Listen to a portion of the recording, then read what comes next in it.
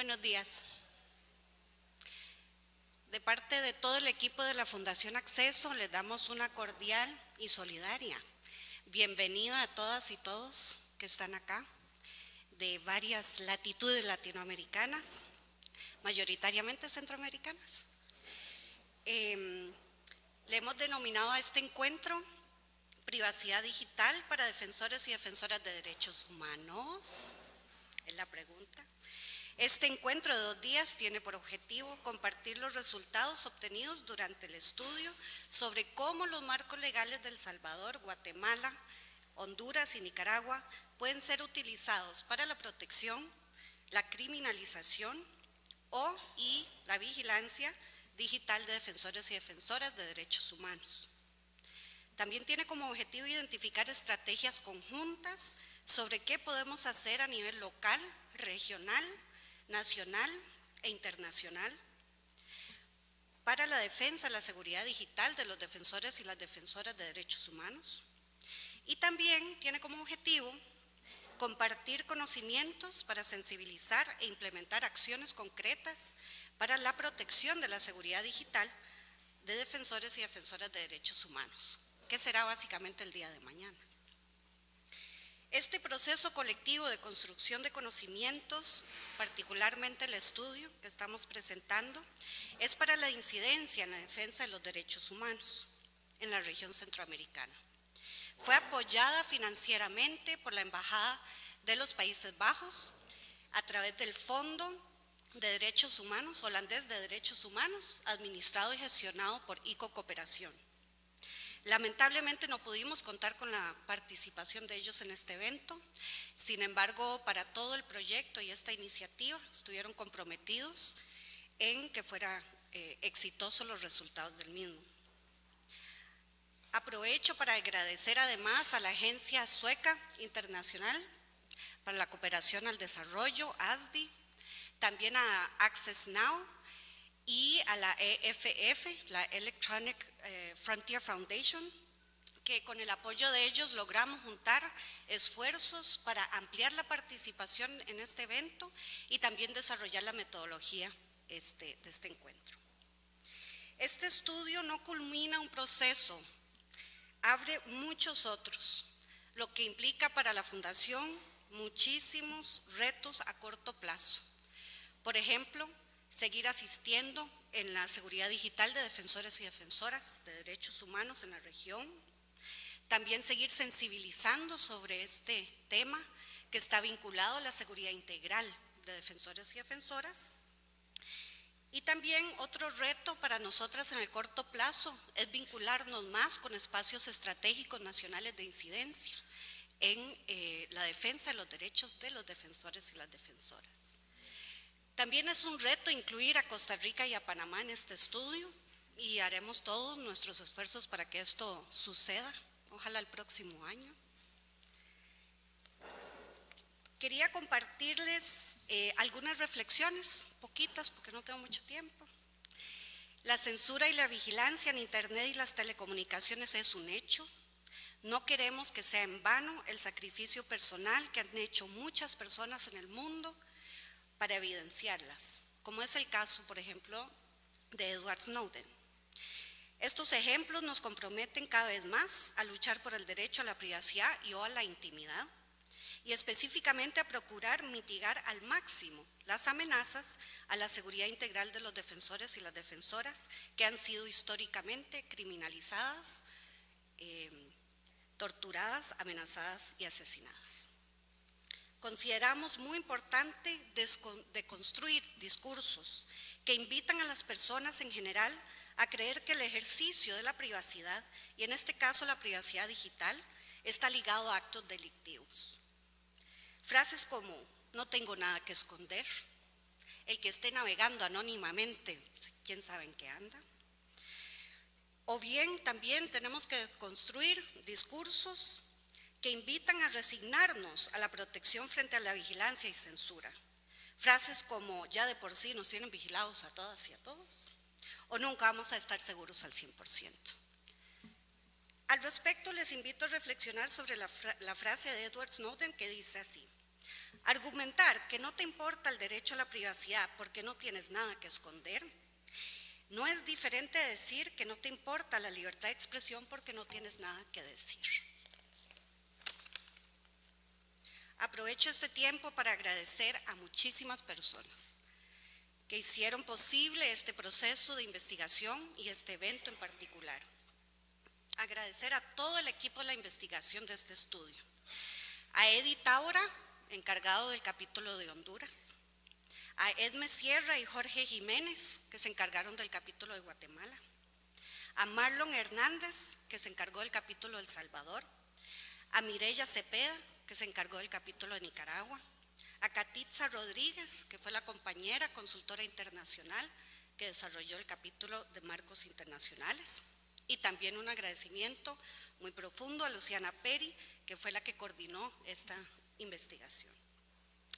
Así como también a las personas y organizaciones que participaron en el mes de octubre en los grupos focales en cada país, que dieron realmente una retroalimentación bastante buena, digamos, a cada uno de los capítulos.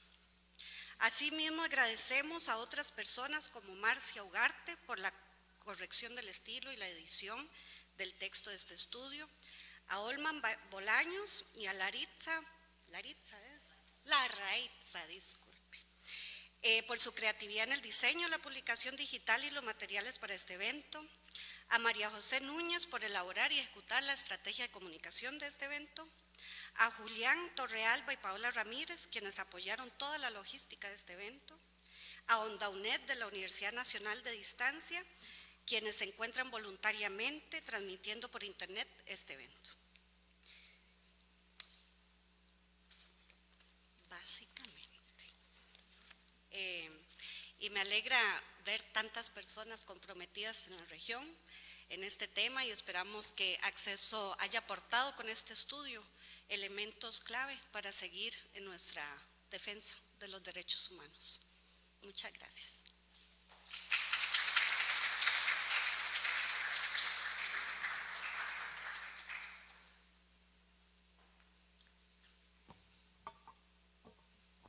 ¿Alguien sabe cómo se hace esto?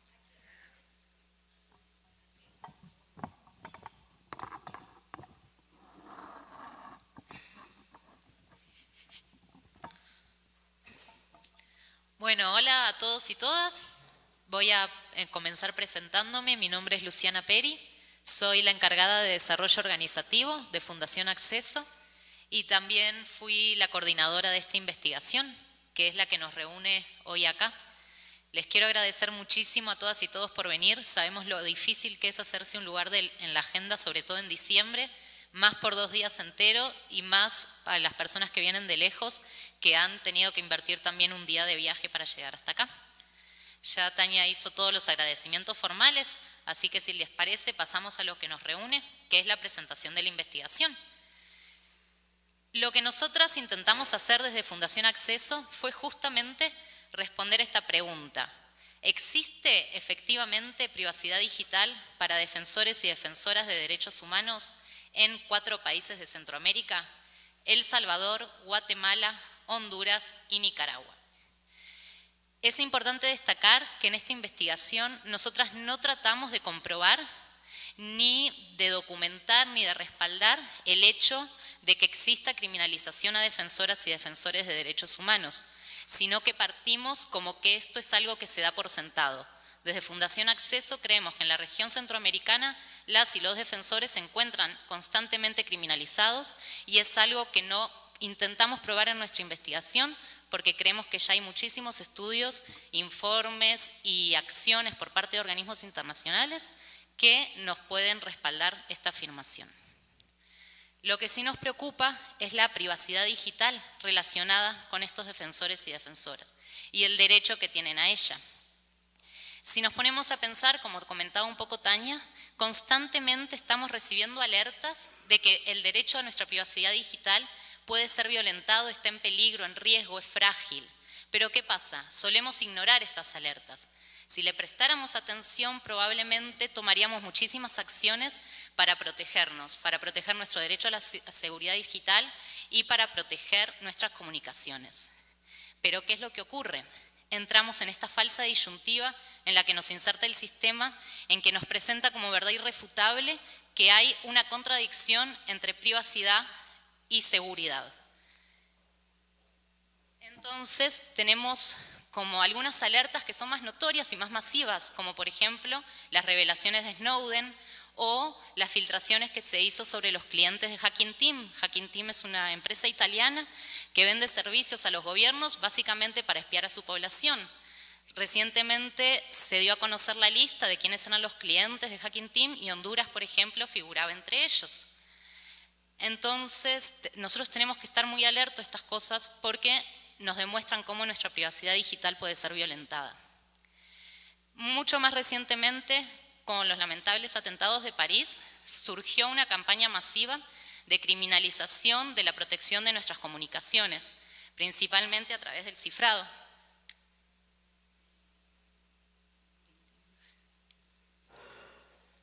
Muchos medios sacaron noticias con titulares bastante sensacionalistas en los que nos dicen que Telegram, que es un sistema de mensajería instantánea como WhatsApp, pero que lo podemos utilizar para que nuestras comunicaciones sean cifradas, era utilizado por terroristas.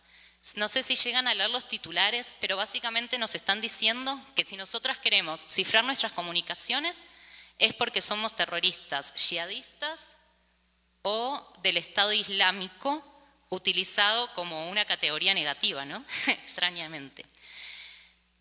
Entonces, todo esto, como les decía, nos lleva a esta disyuntiva de que nos ponen entre la espada y la pared, de decir, si queremos proteger nuestra privacidad digital, estamos poniendo en riesgo la seguridad nacional y hasta internacional.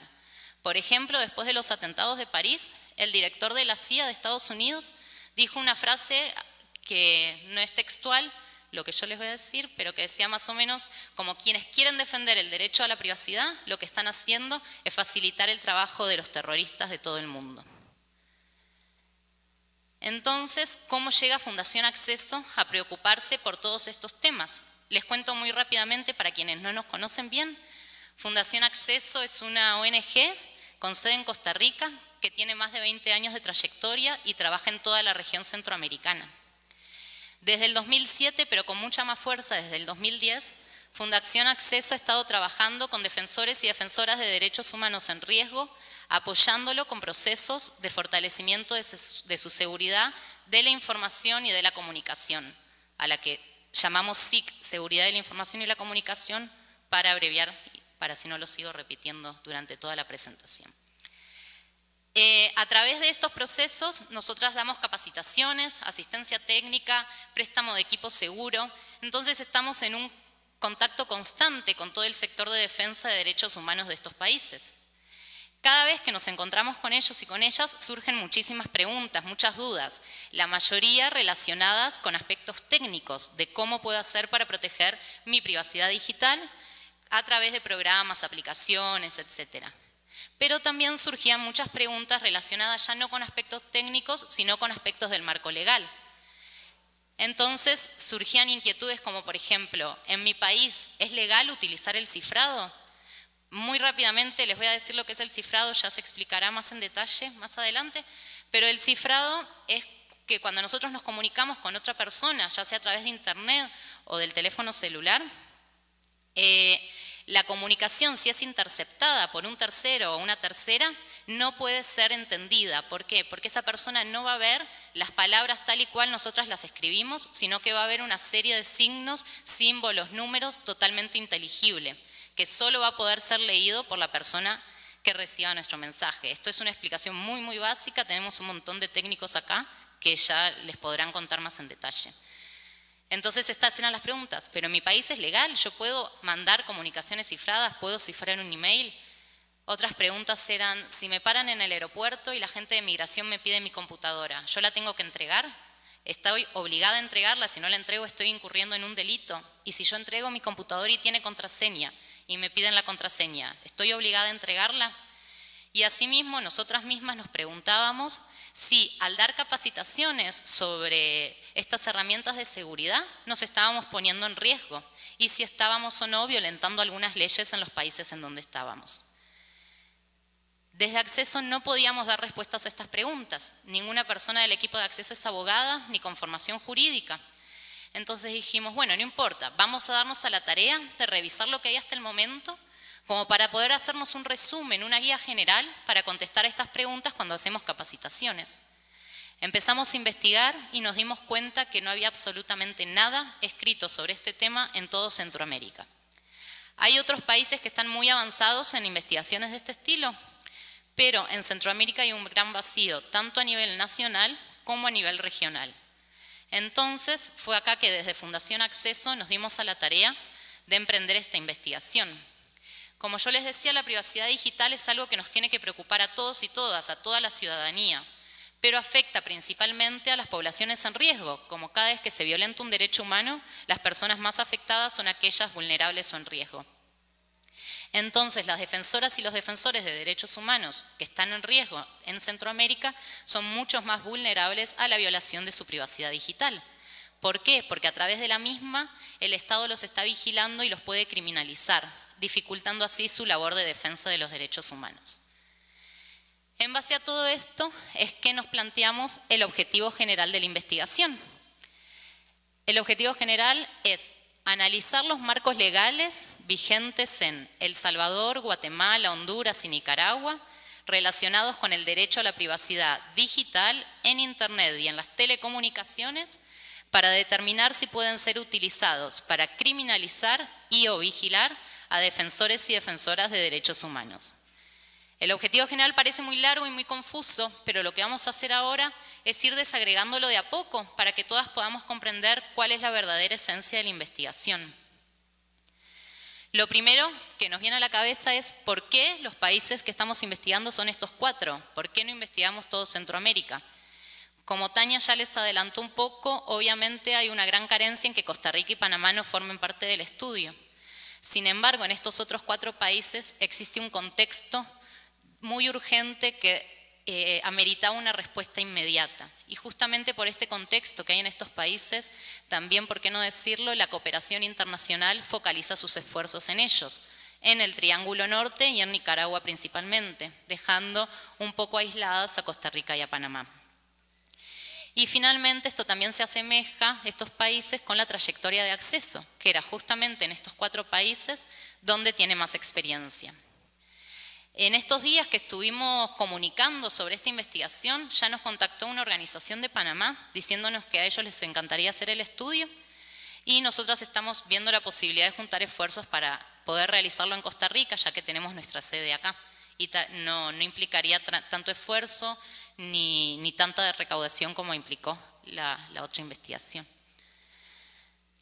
Privacidad la vemos desde su aspecto jurídico y desde el aspecto jurídico la privacidad tiene 2 dimensiones, una dimensión positiva y otra negativa.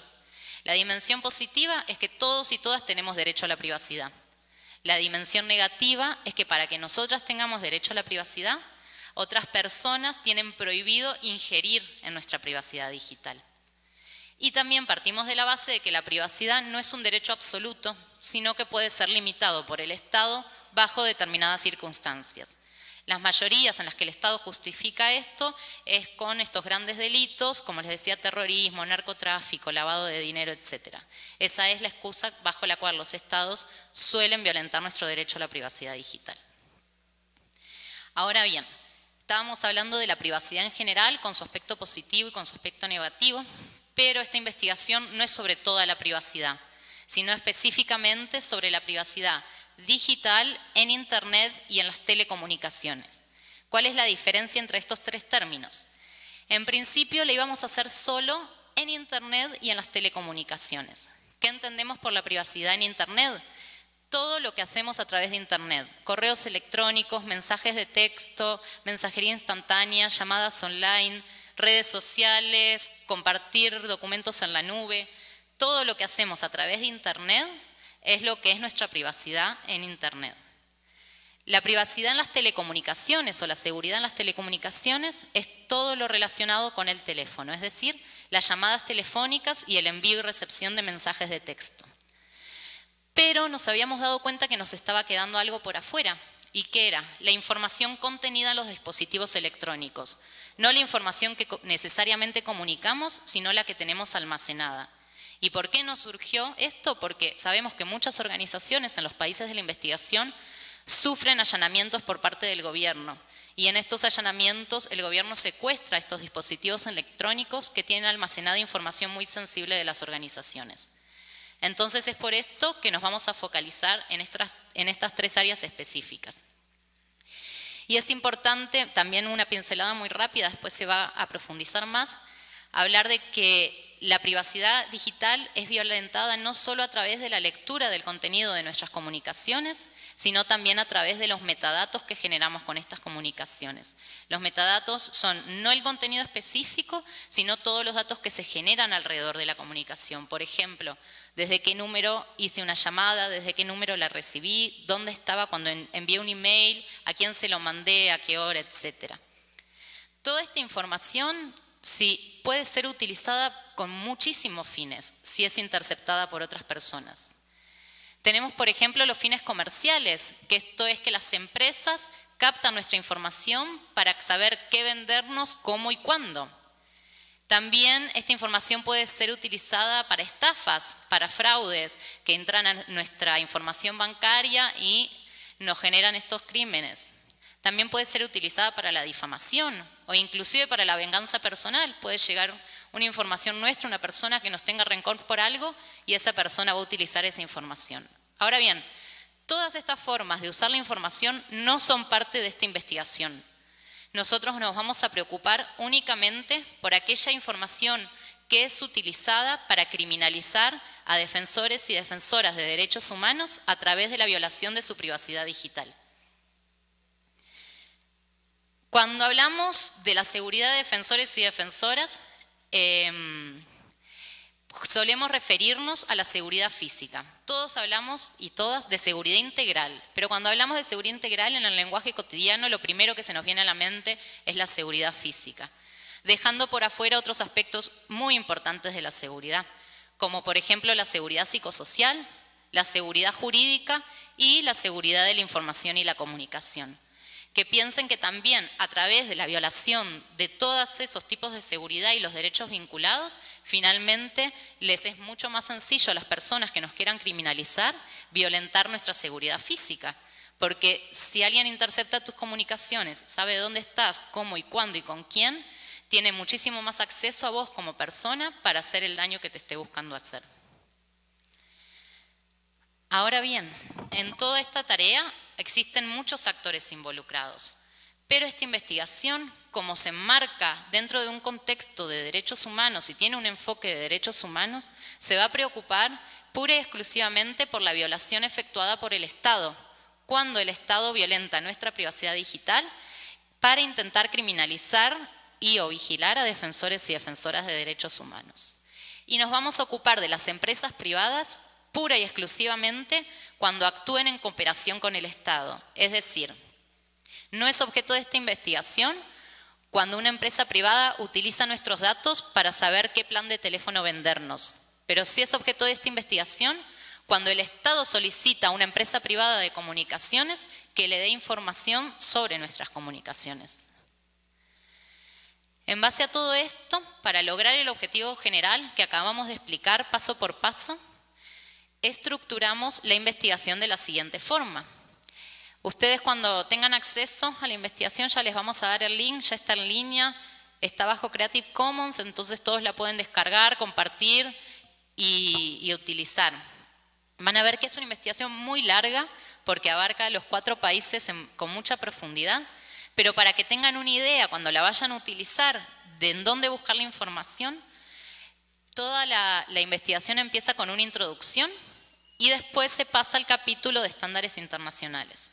En la introducción se da la justificación de la investigación, la metodología utilizada, que es más o menos lo que les estuve contando hasta ahora. Y después se da una definición sobre privacidad y se explica con mayor profundidad el concepto de privacidad. Después pasamos al capítulo de estándares internacionales para la protección de la privacidad digital. Y ya después hay un capítulo por cada uno de los países: El Salvador, Guatemala, Honduras y Nicaragua. Y finalmente cerramos con conclusiones comparativas. Ahora bien, ¿cómo se organiza la información en los capítulos? Los capítulos, la estructura de los capítulos está totalmente homogeneizada, con la idea de que ustedes puedan utilizar esta investigación con fines comparativos. Es decir, el apartado 1.2 es exactamente el mismo en todos los capítulos. Entonces, si ustedes quieren saber, por ejemplo, qué dice la Constitución de los países, van y buscan el mismo apartado en todos los países. Esto es para facilitar la lectura y el análisis. Todos los países empiezan con una introducción en la que se cuentan los antecedentes, es decir, qué se había investigado hasta el momento en cada uno de los países, parte de la investigación, y desde qué enfoque se había hecho. Después hablamos sobre la brecha digital presente en estos países, y la pregunta sería, ¿por qué incorporamos brecha digital? Porque es así como sabemos cuál es la población o el sector de la población que utiliza las comunicaciones por internet, cuál es el sector de la población que usa las comunicaciones telefónicas y entonces quiénes son las personas objetos de vigilancia estatal. Y finalmente en cada país se da un paneo general sobre cómo está la situación de criminalización de defensoras y defensores de derechos humanos. Después pasamos al segundo capítulo, que es el marco legal nacional. En el marco legal nacional se toma los tratados internacionales, la Constitución, las leyes, los reglamentos, la jurisprudencia de temas relacionados con vigilancia, anonimato, cifrado y allanamientos. Y en todos los casos hablamos de salvaguardas y limitaciones de estos derechos y cuáles son los mecanismos de acceso a la justicia. Luego, una vez que ya definimos cuáles son los marcos legales nacionales, los evaluamos y los comparamos con los estándares internacionales en la materia. Entonces hacemos una evaluación de en qué medida, en qué grado cada uno de estos estándares son o no tomados en cuenta por los gobiernos nacionales de cada país a la hora de efectuar y de elaborar sus legislaciones. Después pasamos a un capítulo en el que se recogen las experiencias y las inquietudes de defensores y defensoras de derechos humanos y de técnicos y técnicas relacionadas con la privacidad digital. Entonces acá contamos qué es lo que han vivido estas personas, si han sufrido ataques relacionados con la violación de este derecho y recogemos sus inquietudes, es decir, qué preguntas tienen para nosotras después, más adelante, poder responder cada una de esas preguntas desde una perspectiva jurídica. Y finalmente los capítulos nacionales cierran con un apartado de conclusiones nacionales. Entonces así tenemos las conclusiones de cada uno de los países por separado, que después se comparan en el capítulo de conclusiones comparativas de toda la investigación. Para hacer esto formamos un equipo de investigación, que no lo voy a presentar porque ya lo hizo Tania, pero estuvo conformado por una asesora jurídica internacional y por un investigador o investigadora en cada uno de los países partes, y yo que coordiné la investigación. La metodología utilizada fue la revisión bibliográfica y con muchísima profundidad la revisión legislativa y jurisprudencial. Realmente las y los investigadores se dieron a la tarea de revisar una gran cantidad de leyes y de normas jurídicas en sus países para identificar en cuáles de ellas existen artículos relacionados con nuestro derecho a la privacidad, ya sea en su dimensión positiva como derecho o en su dimensión negativa. Hicimos entrevistas y grupos focales con defensores y defensoras de derechos humanos, técnicos y técnicas. La particularidad es que los técnicos y técnicas que intentamos incorporar a la investigación son personas con un gran compromiso social, con una fuerte vinculación con el sector de defensa de derechos humanos, ya sean porque trabajan con organizaciones de defensa de derechos humanos o porque ellos mismos son considerados defensores o defensoras.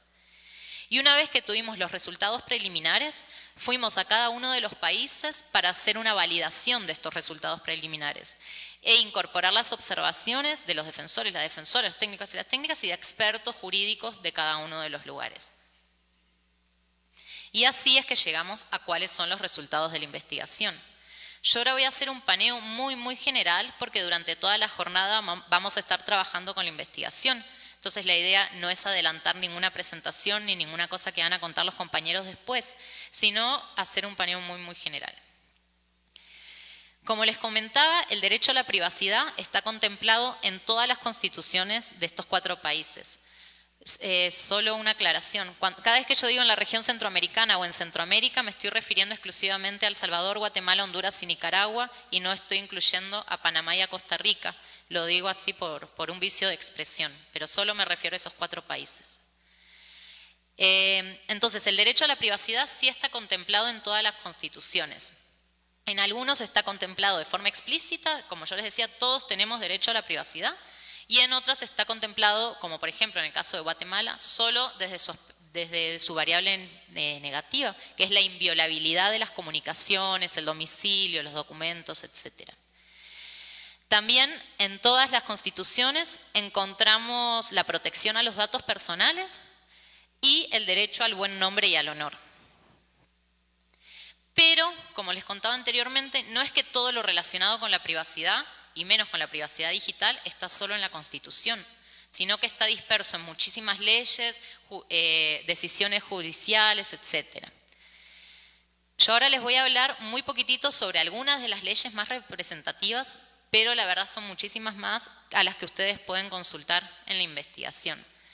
Pero estas 4 que les voy a nombrar ahora son las leyes que en los 4 países hablan sobre vigilancia o sobre privacidad, que son el Código Penal, el Código Procesal Penal, la Ley de Acceso a la Información Pública y la Ley de Telecomunicaciones. Todos estos instrumentos, en diferente medida en los diferentes países, tienen por lo menos un artículo que nos habla sobre variables relacionadas con la privacidad. Pero después en cada uno de los países encontramos diferencias. Como les decía, son muchas las leyes, yo les voy a nombrar solo las más representativas de cada país. En el caso de Guatemala, la Ley contra la Delincuencia Organizada y la Ley de la Dirección General de la Inteligencia Civil son las leyes que más vinculan la violación al derecho a la privacidad digital, sobre todo a través de la vigilancia de las comunicaciones. En El Salvador y Honduras es donde tenemos la ley más específica para esto, porque los 2 países tienen la Ley de Intervención de las Comunicaciones. Y en el caso de Nicaragua, que es el único hasta el momento, tenemos la Ley de Protección de Datos Personales. También identificamos que en el caso de que nuestra privacidad y nuestra privacidad digital sea violentada, existen distintos mecanismos de acceso a la justicia. En todos los países, si logramos encontrar cómo hacerlo, si somos imaginativos y logramos encontrarle la vuelta, podemos defender nuestro derecho a la privacidad digital a través del recurso de amparo y el recurso de inconstitucionalidad. Y únicamente en los casos de Honduras y de Nicaragua podemos recurrir al recurso de habeas data. ¿Qué es el recurso de habeas data? Es la posibilidad que tenemos como ciudadanas de modificar, actualizar, editar y hasta pedir que se eliminen nuestros datos personales de los registros públicos y privados. Ahora bien, ¿cómo se adecúan todas estas normas nacionales a los estándares internacionales en la materia? Cuando hablamos de estándares internacionales, nosotros utilizamos básicamente los principios internacionales sobre la aplicación de los derechos humanos en la vigilancia de las comunicaciones, conocidos como los 13 principios. Yo no les voy a comentar ahora sobre los 13 principios ni se los voy a explicar porque eso después lo va a hacer la compañera Katitza, que fue la encargada de desarrollar esta parte. Pero para hacerlo de manera muy general, por ejemplo, tenemos que, para que la vigilancia de nuestras comunicaciones sea legítima, es necesario que exista legalidad. Es decir, tiene que existir una ley en la que se regule cómo va a ser esa vigilancia, qué procedimientos se van a tomar, qué autoridades son competentes en la materia, etc. También es necesario que la intervención de nuestras comunicaciones persiga un objetivo legítimo y que sea necesaria y proporcional. Finalmente, del último apartado que les contaba que tiene la investigación, que es el de experiencias e inquietudes del sector técnico y de defensa de derechos humanos, gracias a los testimonios que las compañeras y los compañeros compartieron con nosotras, podemos afirmar que, según lo que ellos nos cuentan, en absolutamente todos los países se da el caso de la intervención telefónica en contra de defensores y defensoras de derechos humanos. Y en absolutamente todos los países hay al menos una organización de derechos humanos que sufrió allanamiento, ya sea legal o ilegal, en el que fueron cooptadas sus dispositivos electrónicos con información muy sensible, las computadoras, los discos externos, las llaves USB, los celulares, con información sensible no solo de la organización, sino también de la población con la que trabaja la organización.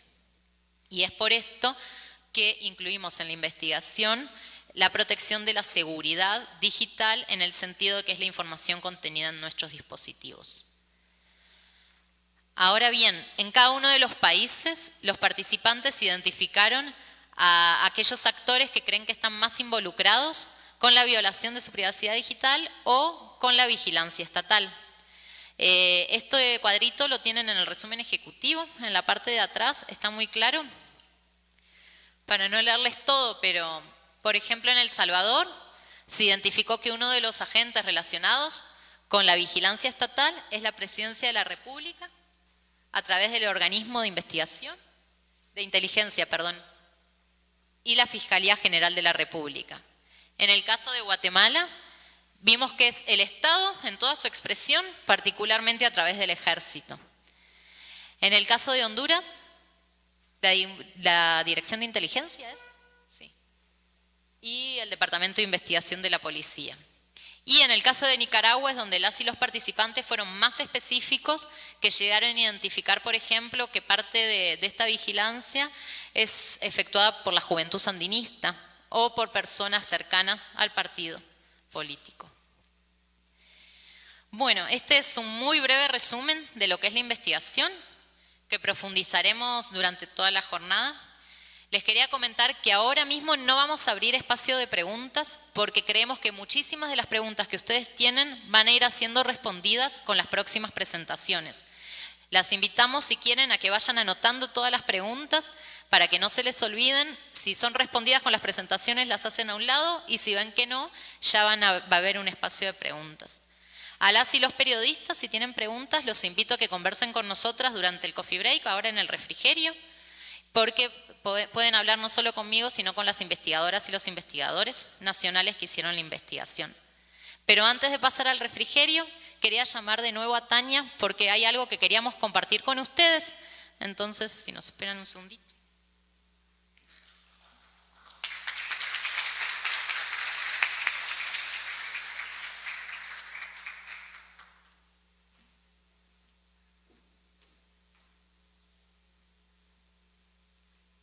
No sé si nos levantamos todo el equipo de acceso para que nos ubiquen.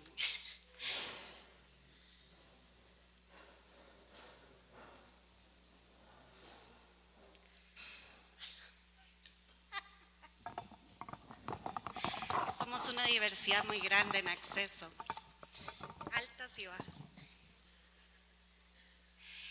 Queríamos de parte de todo el equipo de la Fundación Acceso aprovechar este espacio para darle un reconocimiento especial a Iduina Hernández. Si puede venir Iduina y se le damos un aplauso.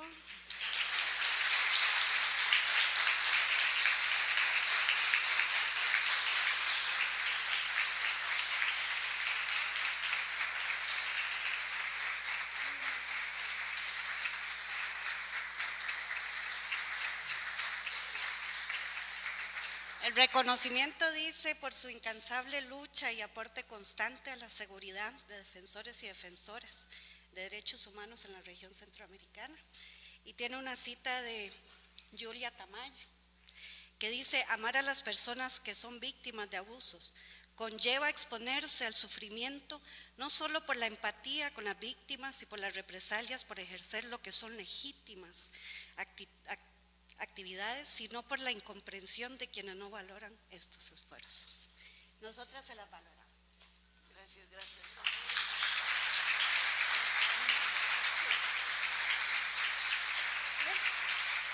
La sorpresita.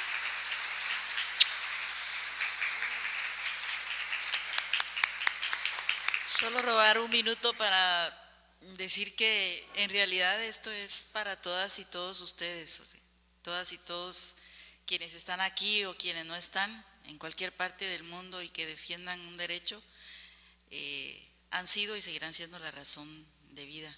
Muchas gracias. Gracias.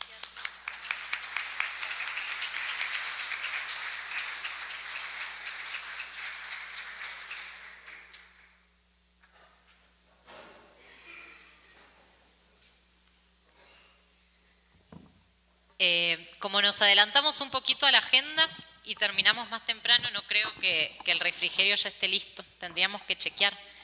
Pero entonces les voy a ir adelantando cómo sigue la agenda. La próxima actividad es que nos vamos a dividir en grupos por país, los países de la investigación. Entonces vamos a tener un grupo de El Salvador, uno de Guatemala, uno de Honduras y uno de Nicaragua. Las personas que son o trabajan en esos países ya saben en qué grupo van a estar. Las que son de Costa Rica o trabajan a nivel internacional, nosotras nos tomamos la libertad de ubicar a cada quien en un grupo específico según lo que nosotras consideramos que es la mayor afinidad del trabajo que realizan, digamos. Nos vamos a dividir, cada quien se va a ir con el investigador nacional del país.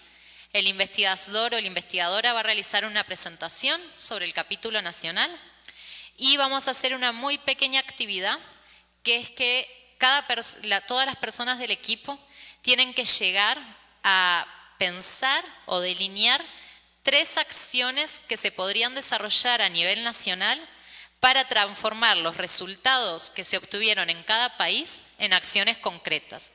Porque como les decía Tania al principio, la idea es que esta investigación no se quede solo en un documento de 300 páginas que nadie va a leer, sino que podamos utilizar estos resultados en acciones concretas y estratégicas para mejorar la situación del derecho a la privacidad digital, sobre todo para defensoras y defensores. Entonces, ahora les voy a leer cómo nos vamos a distribuir. Los grupos van a ser abajo, en el salón de abajo hay mesas redondas, cada país va a tener una mesa redonda donde van a poder escuchar la presentación de las compañeras, hacer todas las preguntas que tengan sobre ese país y delinear las 3 acciones. Cuando terminamos de hacer esta tarea, volvemos acá y compartimos entre todas y todos cuáles fueron las acciones que delineamos por país. Cuando terminamos con esta actividad vamos a almorzar.